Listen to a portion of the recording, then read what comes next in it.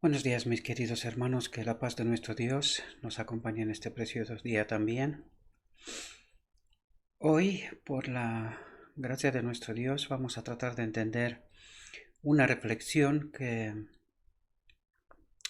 creo que nos puede aportar mucho y que muy probablemente no pensamos muy a menudo, ¿verdad?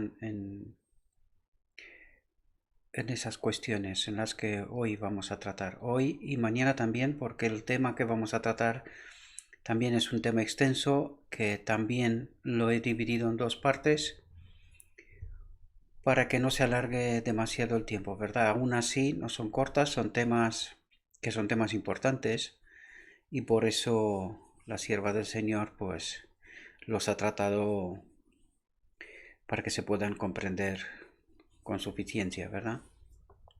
Bien, el tema de hoy está titulado La recompensa de la gracia y veamos de qué nos quiere hablar nuestro Dios. Este es el primer tema y mañana, por la gracia de Dios, tocaremos la segunda parte, ¿verdad? Los judíos casi habían perdido de vista la verdad de la gracia gratuita de Dios. Pero vamos a ver si realmente comprendemos en profundidad este asunto, ¿verdad? Porque nosotros decimos somos salvos por gracia, pero sin comprender exactamente de qué se trata, ¿verdad? La gracia es gratuita, pero cuando dice la gracia, ¿a qué se refiere? Pues como ya venimos tratando y estudiando estos asuntos, en realidad se refiere a su espíritu, ¿verdad? Su espíritu nos lo da gratuitamente para que a través de su espíritu podamos seguir su ejemplo, ¿verdad? Por lo tanto, dice, los judíos casi habían perdido de vista la verdad de la gracia gratuita de Dios. Los rabinos enseñaron que se debe ganar el favor de Dios. Y de algún modo el cristianismo también, una parte del cristianismo también lo piensan hoy, pero también piensan en una gracia gratuita, una gracia barata, ¿verdad? Que no requiere de ningún esfuerzo ni nada, sino simplemente piensan que nuestro Dios nos ha salvado y ya solamente falta esperar que venga Él, ¿verdad? La recompensa de los justos que esperaban ganar en sus propias obras. Por lo tanto, su adoración fue impulsada por un espíritu mercenario codicioso, es decir, eh, aparte de que lo convirtieron en un negocio, estaban esperando eh, recompensa, ¿verdad? De algún modo por la adoración, ¿verdad? De este espíritu, incluso los discípulos de Cristo no estaban completamente libres, y el Salvador buscó toda oportunidad para mostrarles su error. Y en verdad creo que nosotros tampoco somos libres de este asunto y que precisamente esta reflexión tiene este propósito, ¿verdad? De colocar las cosas encima de la mesa para que reflexionemos y entendamos cuál es nuestro error también, ¿verdad? Justo antes de que diera la parábola de los obreros, ocurrió un evento que le abrió el camino para presentar los principios correctos. Mientras caminaba por el camino, un joven gobernante se le acercó corriendo y arrodillándose, lo saludó con reverencia. Buen maestro, dijo, ¿qué bien haré para tener la vida eterna? Y creo que de algún modo esta incógnita, esta pregunta, ¿verdad? También la hacemos nosotros sin darnos cuenta quizás de la profundidad del asunto. No lo voy a comentar porque el mismo texto nos lo comenta y nos coloca las cosas en su contexto correcto, ¿verdad?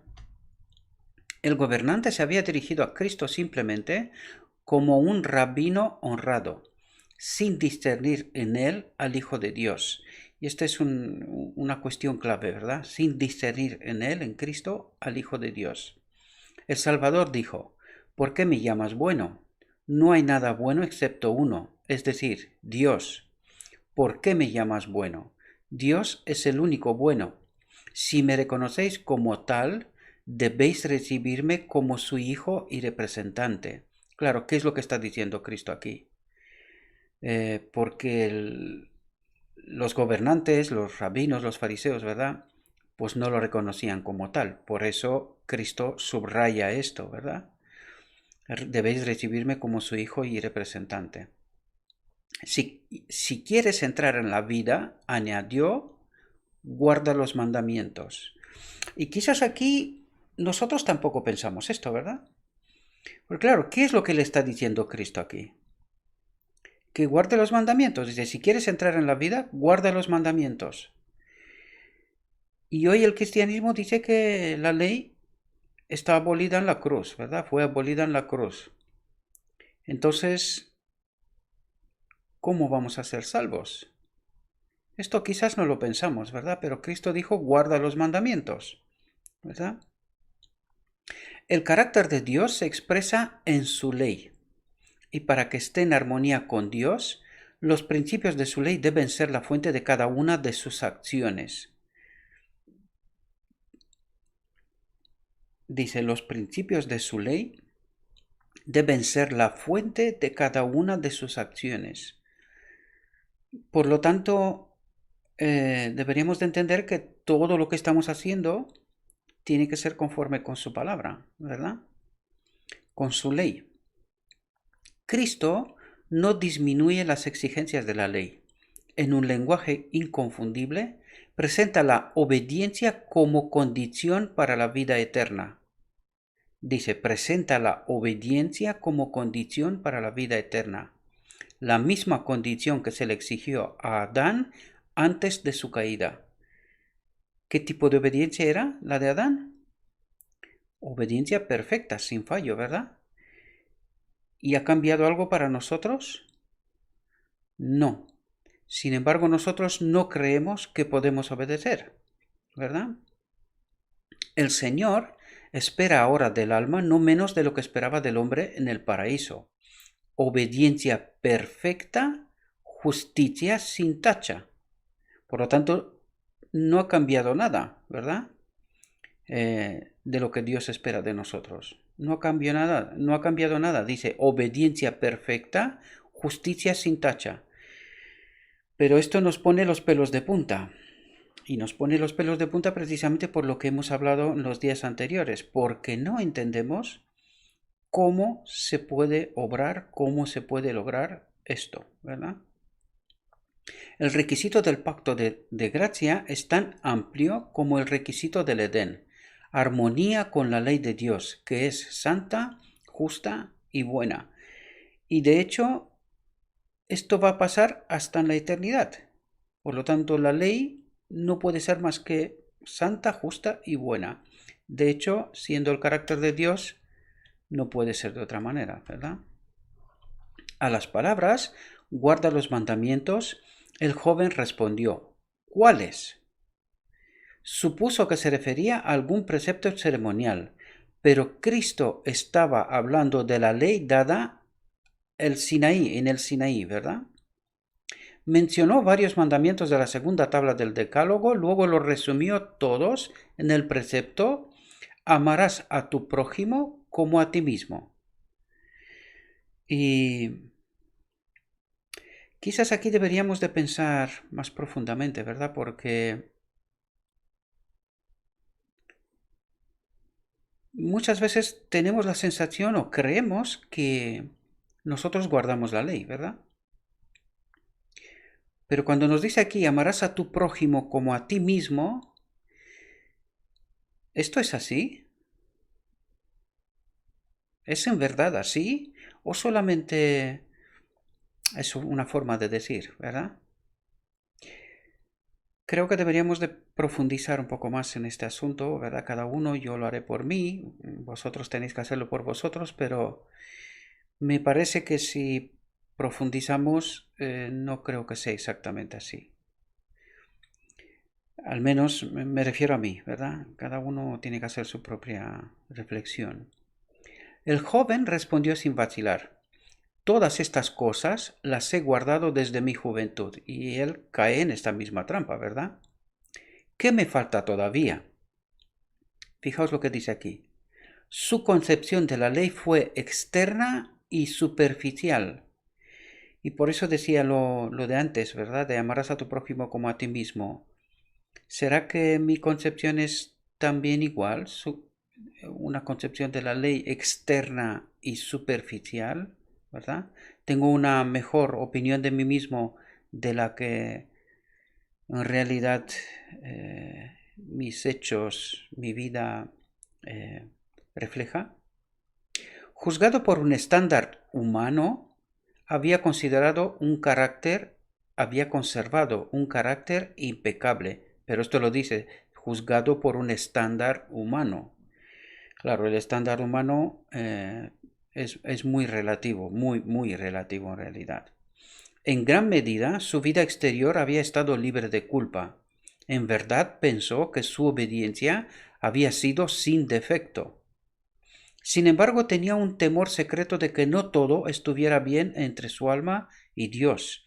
Esto provocó la pregunta, ¿qué me falta todavía? Es verdad que en su foro interno pues se daba cuenta de que quizás esto no esté del todo bien, ¿verdad? Si quieres ser perfecto, dijo Cristo, ve y vende lo que tienes y dalo a los pobres y tendrás tesoro en el cielo. Y ven y sígueme. Pero cuando el joven oyó estas palabras se fue triste, porque tenía grandes posesiones. Y fijaos lo que dice aquí. Dice, el que se ama a sí mismo es un transgresor de la ley. Por lo tanto, podemos darnos cuenta de que quizás nosotros, o al menos yo me voy a referir a mí mismo, ¿verdad? Para que nadie se sienta ofendido, porque no es la intención esa, ¿no? Sino que la intención es de profundizar, ¿verdad? Porque tenemos la sensación, y puedo tener la sensación de que estoy guardando la ley, sin darme cuenta en realidad que esto es un pensamiento superficial, sin profundidad, ¿verdad? Y fijaos lo que nos dice aquí, el que se ama a sí mismo es un transgresor de la ley. Por lo tanto, esto me dice que tengo un problema, ¿verdad? Jesús deseaba revelarlo al joven y le dio una prueba que pondría de manifiesto el egoísmo de su corazón. Y creo que esto es una prueba para nosotros también, ¿verdad? Le mostró la mancha de la enfermedad en su carácter. El joven no deseaba más iluminación. Había abrigado, y eso quizás el joven no deseaba más iluminación. Muchas veces, y observo esto muchísimo, ¿verdad? Y tengo que decirlo porque creo que es así.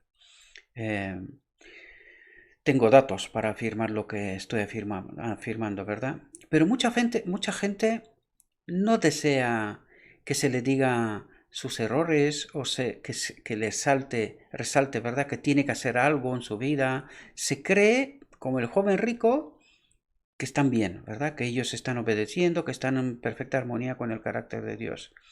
Y por eso solamente aceptan y le quedan bien mensajes de amor, de que Dios nos ama, que Dios nos salva. Pues no supo Satanás en Edén que tocando esta tecla nos va a engañar. Claro. Y no se da cuenta, mucha gente no se da cuenta que rechazando otro tipo de mensaje, ¿verdad? Un mensaje de amonestación, y solamente aceptando un mensaje de que Dios nos ama y que todo está bien, pues no se dan cuenta de que están cayendo en precisamente esta misma trampa del joven rico o incluso, si queremos, de Adán en Edén. Si profundizamos, podemos ver que cuando no aceptamos todo el mensaje que Dios nos da, Él nos da un mensaje de esperanza, ¿verdad? De amor, pero también nos da un mensaje de justicia, como no puede ser de otra manera. ¿Por qué? Pues porque somos con una naturaleza caída, en un mundo pecador, en unas condiciones terribles, ¿verdad? Es como intentar hablarle a unos soldados en un campo de lucha que no se preocupe, que todo está perfecto, que hay paz, que tranquilidad, ¿verdad? Que van a ser salvos todos, que después de la guerra todos van a ser salvos. Pues esto sería una gran mentira, porque ¿para qué están en guerra entonces? ¿No? Deberían de pararse todo ya, porque ya está todo bien. Deberíamos de reflexionar un poco más sobre esto, porque pasa exactamente aquí, como aquí. El joven no deseaba más iluminación, es decir, no quería que le diga estas cosas, ¿verdad? ¿Cómo va a abandonar él lo que tiene, sus propiedades? Sin darse cuenta que en realidad, y el tema lo va a atacar, lo va a tratar, eh, lo que tenemos y nuestro egoísmo dice que es mío, que me pertenece porque yo me lo he trabajado, en realidad estamos robando a Dios. Y sé qué palabra utilizo. Estamos robando a Dios. ¿Por qué? Porque todo lo que tenemos le pertenece a Dios, ¿verdad? Y el tema lo va a tratar, no es porque lo digo yo, ¿no? Había abrigado un ídolo en el alma. Fijaos lo que dice. Había abrigado un ídolo en el alma. El mundo era su Dios. Y me pregunto yo, ¿puede ser que esto me pase a mí también? ¿Cómo de mucho deseo yo que Cristo venga ya? ¿Lo que estoy haciendo refleja esto? ¿O refleja la venida de Cristo allá, lejos? ¿Verdad? No hay ningún tipo de urgencia en esto. Pensemos en ello. Declaró haber guardado los mandamientos, pero estaba desprovisto del principio que es el espíritu y la vida de todos ellos. Y esto creo que nos falta entender nosotros también, ¿verdad? Es el espíritu y la vida de todos ellos, ¿verdad? Es decir, es una obediencia pero sin vida, sin profundidad, ¿verdad? Sin el acompañamiento del Espíritu Santo. Eso es lo que pretendo decir y eso es lo que el texto también nos dice, ¿verdad? No poseía un verdadero amor por Dios o por el hombre. Por lo tanto, en esto, cuando dice no poseía un verdadero amor por Dios o por el hombre, ahí está toda la ley. Ama a tu Dios y ama a tu prójimo. Pues en esta frase están los 10 mandamientos, ¿verdad? Y dice, no poseía un verdadero amor por Dios o por el hombre. ¿Y lo tengo yo? Este deseo era el deseo de todo lo que le calificaría para entrar en el reino de los cielos. ¿Qué dice? Dice, este deseo era el deseo de todo lo que lo calificaría para entrar en el reino de los cielos. Y si no tengo este deseo en mi corazón, lo que está diciendo es que no entraría, ¿verdad? En su amor a sí mismo y a las ganancias mundanas, no estaba en armonía con los principios del cielo. ¿Me encuentro yo en esta condición también? Es una buena pregunta, ¿verdad? Cuando este joven gobernante se acercó a Jesús, su sinceridad y seriedad ganaron el corazón del Salvador. Él, al contemplarlo, lo amaba. En este joven vio a uno que podría hacer servicio como predicador de la justicia. Habría recibido a este talentoso y noble joven tan fácilmente como recibió a los pobres pescadores que lo siguieron. Si el joven hubiera dedicado su habilidad al trabajo de salvar almas, podría haberse convertido en un trabajador diligente y exitoso para Cristo. Pero claro, nos dedicamos mucho más a trabajar para nosotros, ¿verdad? Para acumular nosotros o para vivir mejor, ¿sí? Fijaos lo que dice aquí.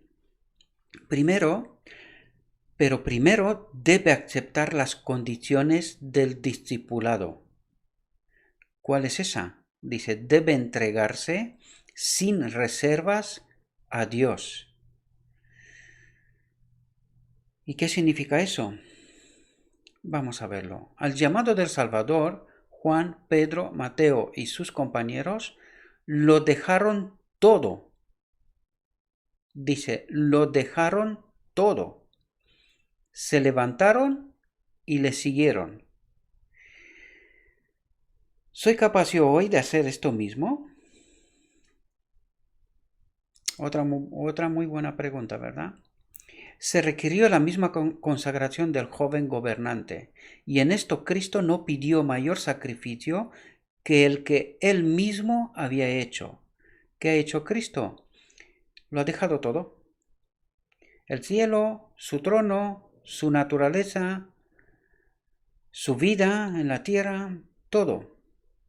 Por lo tanto, ¿qué es lo que exige? Lo mismo. Sin esta entrega total,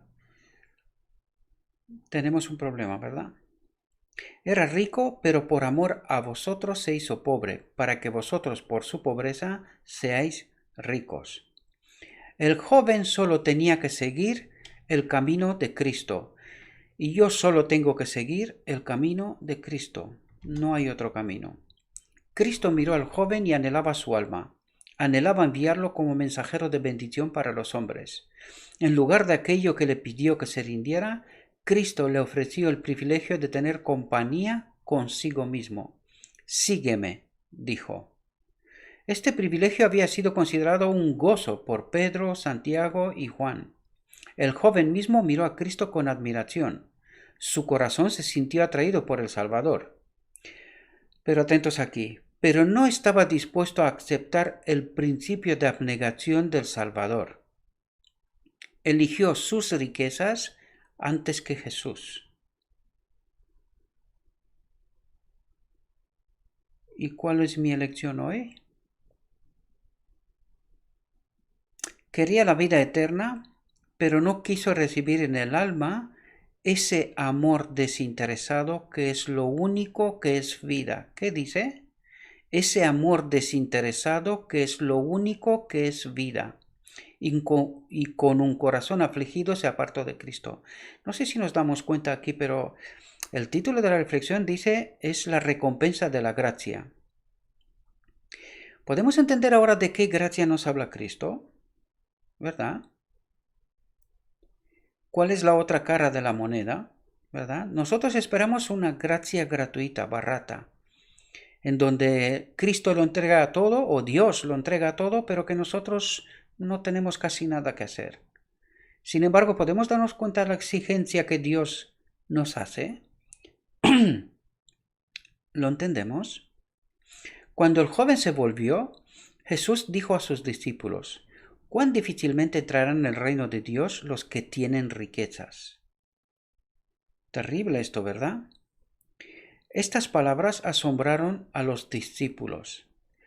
Fijaos lo que creían, ¿verdad? Y quizás nosotros también tenemos esa creencia, ¿verdad? Porque hay que ver un poco cómo se desenvuelve la iglesia hoy día, ¿verdad? Se les había enseñado a considerar a los ricos como los favoritos del cielo, poder y riquezas mundanas que ellos mismos esperaban recibir en el reino del Mesías. Y hay que entender claramente qué es lo que esperaban ellos que era el reino del Mesías. Algo muy cercano, inmediato, ¿verdad? Que él se tenía que proclamar como rey y ellos hubiesen estado con él, ¿verdad? Y de hecho vamos a ver que la reflexión lo toca muchas cosas, ¿verdad? Si los ricos no pudieran entrar en el reino, ¿qué esperanza podría haber para el resto de los hombres? Fijaos, o sea, cómo estaban pensando y cómo era el pensamiento del momento, ¿verdad? Porque claro, hay que entender cómo se comportaban los rabinos, fariseos, saduqueos, ¿verdad? Los sumos sacerdotes, los sacerdotes, en fin, hay que entender el momento, ¿verdad? Pero que también hay que transponerlo o traerlo a la actualidad y ver un poco qué pensamiento tenemos nosotros también en la iglesia, ¿verdad? ¿Hay igualdad o no la hay? Respondiendo Jesús otra vez, les dijo: cuando digo igualdad, me refiero si nos tratamos como iguales, ¿verdad? No me refiero en cuanto a la riqueza, no es eso. Pero ¿el tratamiento es igual o hay unos más que otros? A eso me refiero, ¿verdad? Respondiendo Jesús otra vez les dijo: hijos, cuán difícil es para los que confían en las riquezas entrar en el reino de Dios. Entramos todos aquí, queridos. Dice: cuán difícil es para los que confían en las riquezas entrar en el reino de Dios. Porque claro, nuestra confianza está depositada en de que si tengo dinero en el banco, si tengo casa, si tengo aquello, tengo lo otro. Sin embargo, olvidamos que Cristo vivía día a día según le da el Espíritu, según lo iba conduciendo el Espíritu, ¿verdad? Por lo tanto, ¿dónde tiene que estar depositada la confianza? Pues no en las cosas terrenales, sino en Dios, que Él se va a preocupar de todo, ¿verdad? A pesar de nuestra condición, ¿verdad? Porque nosotros humanamente pensamos de una determinada manera, pero deberíamos de pensar como Dios piensa, ¿verdad? Con respecto a nosotros. Dice, es más fácil que un camello pase por el ojo de una aguja que un rico entre en el reino de Dios. Y quedaron asombrados sin medida. Ahora se dieron cuenta de que ellos mismos estaban incluidos en la solemne advertencia.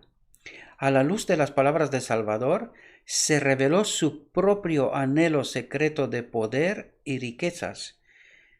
Y quizás esto es lo que nos pasa a nosotros también, ¿verdad?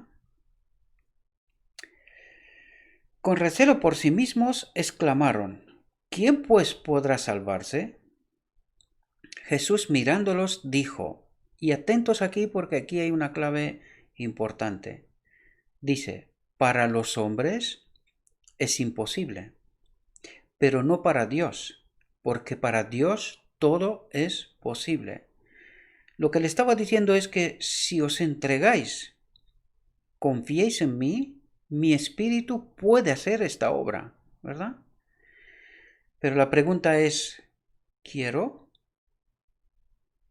¿Estoy dispuesto a seguir el camino del Maestro? Esta es la pregunta clave, ¿verdad? Fijaos lo que dice. Un hombre rico como tal no puede entrar al cielo. Cuando dice un hombre rico como tal, quiere decir un hombre por sí mismo, sin mi espíritu, no puede entrar al cielo, ¿verdad? Su riqueza no le da derecho. Y este es quizás el pensamiento que tenían los apóstoles y también nosotros hoy, ¿verdad?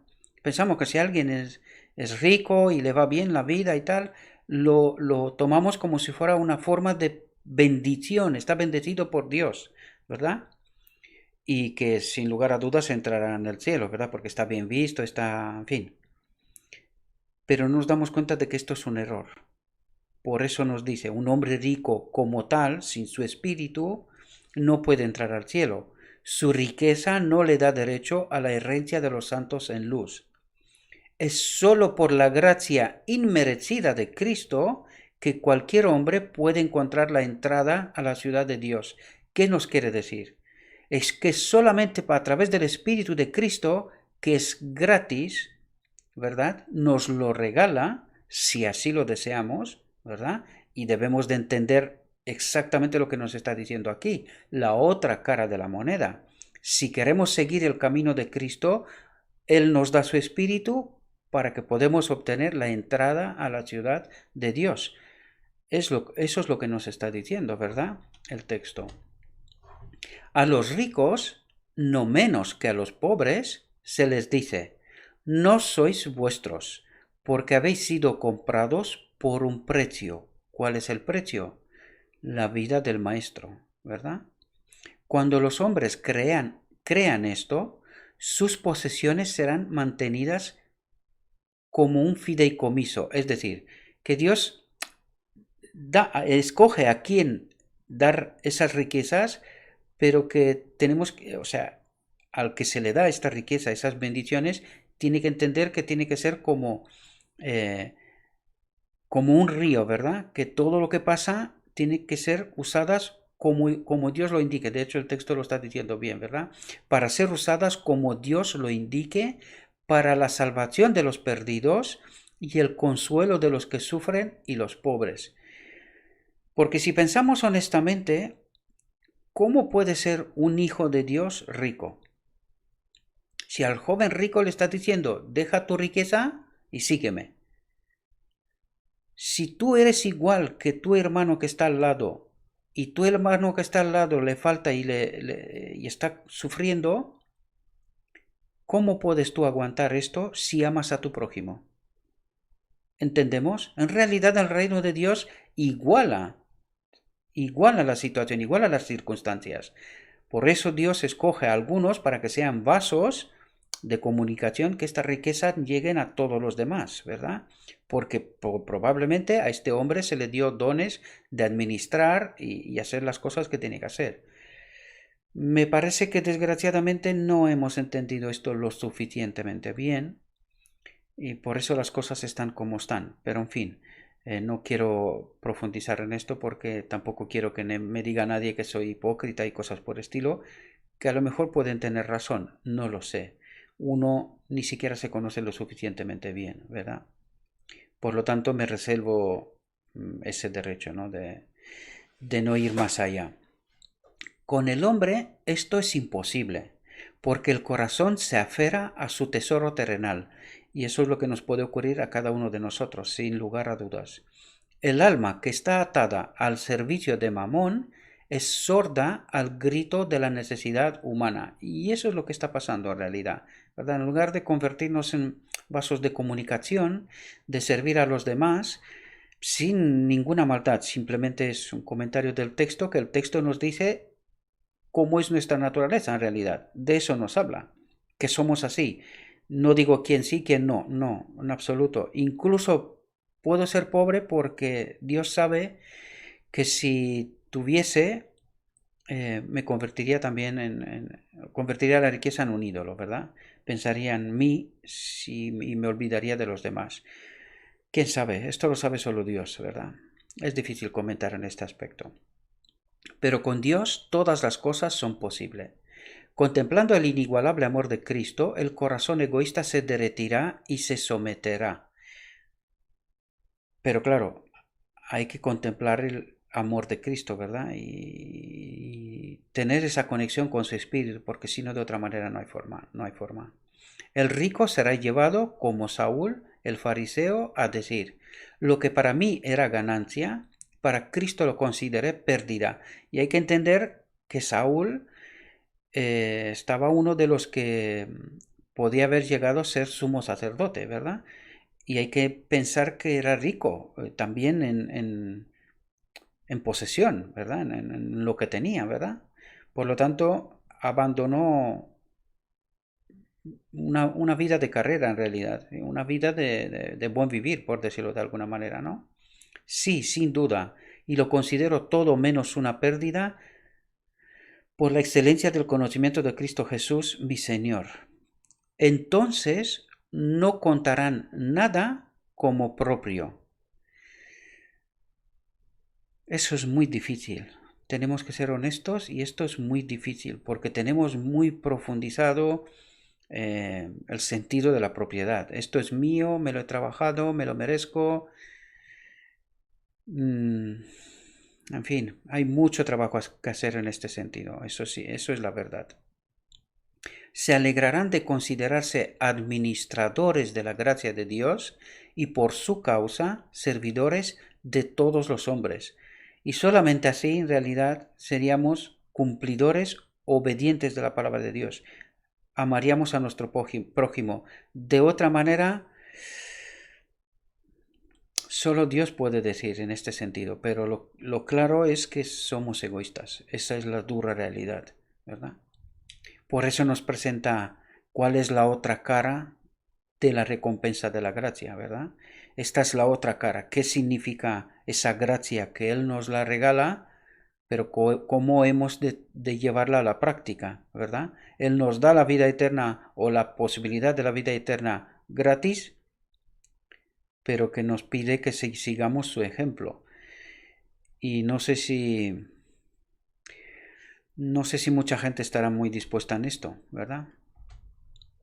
Pedro fue el primero en unirse a la convicción secreta forjada por las palabras del Salvador. Pensó con satisfacción en lo que él y sus hermanos habían dejado por Cristo. He aquí, dijo, lo hemos abandonado todo y te hemos seguido. Y fijaos el deseo que tenían ellos dentro, y hay que ser honestos que muchos pensamos en una promesa, que no está mal del todo, pero vamos a ver, porque lo vamos a ver entre estas dos reflexiones, vamos a dejar un poco las ideas más claras en cuanto a esto, ¿verdad? Aquí dijo, lo hemos abandonado todo y te hemos seguido, recordando la promesa condicional al joven gobernante, tendrás un tesoro en el cielo, ¿verdad? Esto es una promesa que nos hace Dios. Preguntó qué iban a recibir él y sus compañeros como recompensa por sus sacrificios. La respuesta del Salvador conmocionó los corazones de esos pecadores galileos. Imaginaba los honores que cumplían sus más altos sueños. En verdad os digo que vosotros los que me habéis seguido en la regeneración. ¿Regeneración de qué? De la palabra, del entendimiento, ¿verdad? Del evangelio, del entendimiento, ¿verdad? Porque se habían ido tan lejos que no había capacidad de ver el camino, ¿verdad? De vuelta al Edén, de eso estamos hablando, ¿verdad? Cuando el Hijo del Hombre se siente en el trono de su gloria, os sentaréis también en 12 tronos, juzgando a las 12 tribus de Israel. Por lo tanto, esta es la promesa para el cielo. Pero fijaos aquí, y añadió, no hay nadie que haya dejado casa, o hermanos, o hermanas, o padre, o madre, o esposa, o hijos, o tierras, por causa de mí y del Evangelio, sino que recibirá 100 veces más ahora en este tiempo, aquí en esta vida quiere decir, y ahora vamos a ver de qué habla, casas y hermanos y hermanas y madres e hijos y tierras, pero fijaos lo que dice, con persecuciones, ¿verdad? Por lo tanto, ¿qué es lo que nos quiere decir aquí? Nos quiere decir aquí que si hemos dejado una vida cómoda, ¿verdad? Para predicar el Evangelio, allá donde iremos tendremos hermanos, casas, ¿verdad? Vayas donde vayas encuentras hijos e hijas de Dios. Pues en su casa tendrás una casa, en su mesa tendrás una comida y tierras y todo lo que necesitas. Cuando dejas todo por Cristo, ¿verdad? A eso se refiere. Lo mismo como mandó a los apóstoles, ¿verdad? Se fueron con las manos vacías y hicieron la obra y no les faltó de nada, ¿verdad? A eso se refiere. Y fijaos lo que dice, y en el mundo venidero, la vida eterna. ¿Cuál es la recompensa? La vida eterna, ¿verdad? Pero la pregunta de Pedro, ¿qué tendremos por lo tanto? Había revelado un espíritu que sin corregir no sería apto para que los discípulos fueran mensajeros de Cristo, porque era el espíritu de un asalariado. Esto tiene un poco de tela, no voy a hablar de él porque ya tengo bastante gente molesta conmigo, pero creo que es algo que tenemos que pensar y reflexionar todos, ¿verdad? Dice que había revelado un espíritu que sin corregir no sería apto para que los discípulos fueran mensajeros de Cristo. Si me paga por lo que estoy haciendo ahora, ¿qué otra recompensa espero, verdad? Por lo tanto, Cristo dijo, no tenéis que tener ninguna recompensa o esperar una recompensa, porque la recompensa ya está pagada, la vida eterna. ¿Entendemos? Aunque habían sido atraídos por el amor de Jesús, los discípulos no estaban totalmente libres del fariseísmo. Fijaos cómo lo considera nuestro Dios, ¿verdad? Todavía trabajaban con la idea de merecer una recompensa en proporción a su trabajo. ¿Entendemos? Y de alguna manera todos esperamos eso, ¿verdad? De un modo u otro, no importa. Reflexionemos y nos vamos a dar cuenta que todos queremos una recompensa, sea reconocimiento, sea lo que sea, ¿verdad? Olvidándonos que en realidad el trabajo está pagado ya por adelantado, la vida eterna. Apreciaban un espíritu de autoexaltación y autocomplacencia. Esto es lo que nos pasa a todos, ¿verdad? Y hacían comparaciones entre ellos. Cuando uno de ellos fallaba en algo en particular, los otros se entregaban a sentimientos de superioridad. Eso es lo que os comentaba antes. ¿Pasa esto en la iglesia también? ¿Sí? Algunos son más que otros, ¿verdad? Por razones distintas, ¿verdad? No, yo he estudiado más, yo soy no sé quién. Nos pasa. Hay que ser honestos, nos pasa. Esa es la realidad. Nos guste o no, da igual. Para que los discípulos no perdieran de vista los principios del Evangelio, Cristo les relató una parábola que ilustra la manera en que Dios trata con sus siervos y el espíritu con el que desea que trabajen para Él. El reino de los cielos, dijo, es semejante a un hombre que es padre de familia, que salió de madrugada para contratar obreros para su viña. Era costumbre que los hombres que buscaban empleo esperaran en las plazas del mercado y allí los patronos iban a buscar sirvientes. Se representa al hombre de la parábola saliendo a diferentes horas para contratar obreros. Aquellos que son contratados en las primeras horas aceptan trabajar por una suma determinada, es decir, fijan un precio, ¿verdad? Los contratados posteriormente dejan su salario a la discreción del cabeza de familia. Es decir, los que vinieron después no fijaron ninguna cantidad, ¿verdad? Sino que dejaron que el dueño decida lo que les pague, ¿verdad? Pero no exigieron nada, ni fijaron nada, ¿verdad? Cuando llegó la noche, el señor de la viña dijo a su mayordomo: llama a los obreros y dales su salario, comenzando desde el último hasta el primero. Y cuando llegaron los que fueron contratados alrededor de la hora 11, casi al final del día, ¿verdad?, recibieron cada uno 1 centavo. Pero cuando llegó el primero, supusieron que deberían haber recibido más, y cada uno recibió 1 centavo. ¿Por qué? Porque fue lo que contrataron, lo que fijaron, apalabraron, ¿verdad? El trato del amo de casa con los trabajadores de su viñedo representa el trato de Dios con la familia humana. Y aquí podemos entender esa igualdad de la que hablaba antes, ¿verdad? Da igual cuando fuiste llamado, en Edén, Adán, o el último hombre que estará vivo en la tierra, ¿verdad? Es contrario a las costumbres que prevalecen entre los hombres. En los negocios mundanos, la compensación se da de acuerdo al trabajo realizado. El trabajador espera que se le pague solo lo que gana. Pero en la parábola, Cristo ilustraba los principios de su reino, un reino que no es de este mundo. Él no está controlado por ningún estándar humano. El Señor dice: mis pensamientos no son tus pensamientos, ni tu camino, ni tus caminos son mis caminos. Porque como los cielos son más altos que la tierra, así son mis caminos más altos que vuestros caminos, y mis pensamientos más que vuestros pensamientos.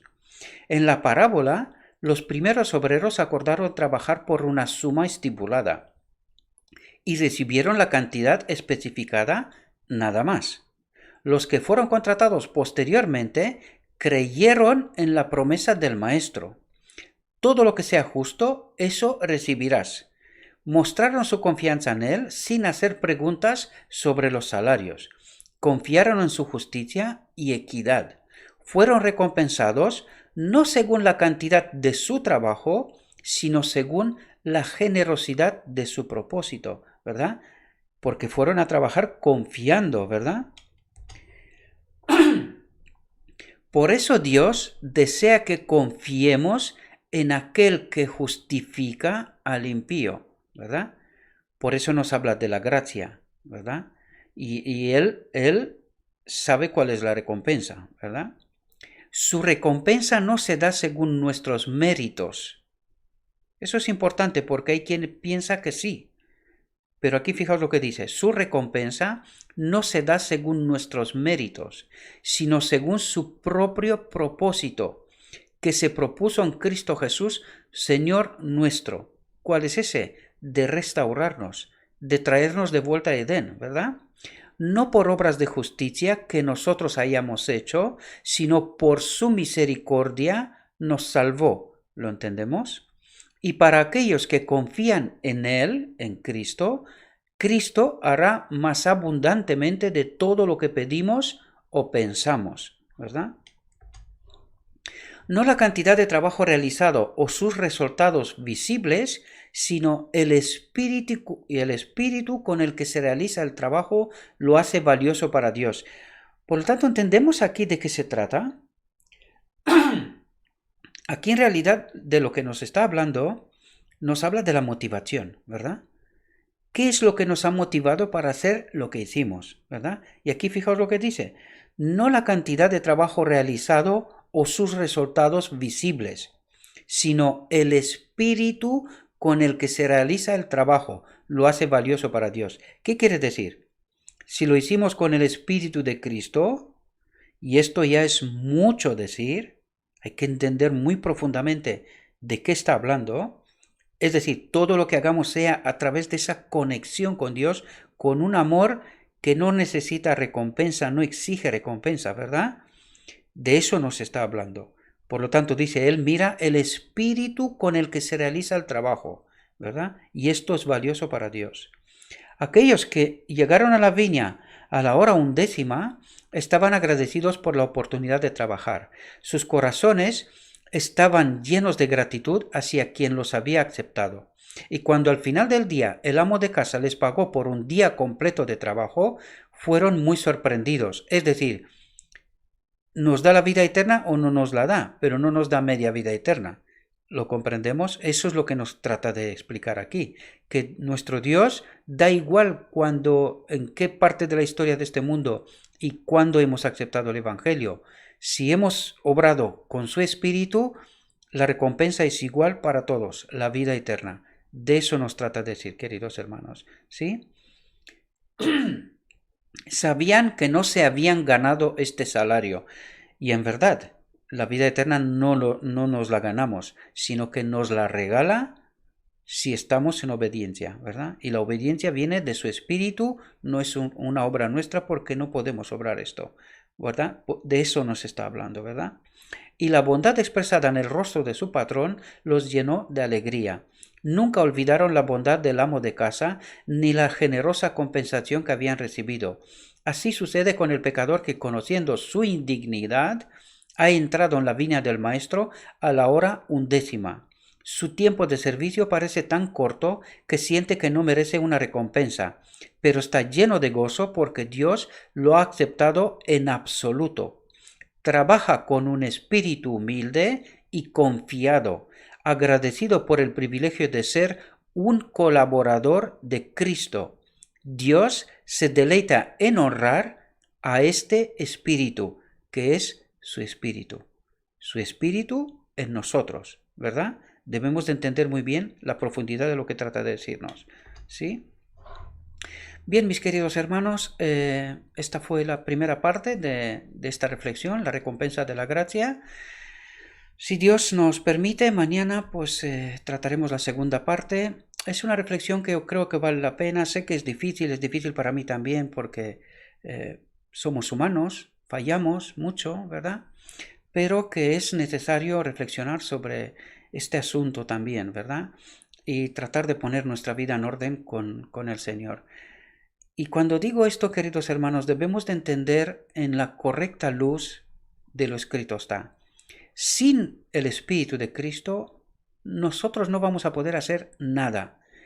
¿Qué es lo que necesitamos? Pues a través del estudio de la palabra de Dios, conectarnos con el Espíritu, es decir, la palabra de Dios crea conciencia en nuestra mente. Nos damos cuenta de qué nos falta y que necesitamos un poder fuera de nosotros, el Espíritu de Cristo, que nos ayude a trabajar sobre estos asuntos, a comprender este amor hacia Dios y hacia nuestro prójimo.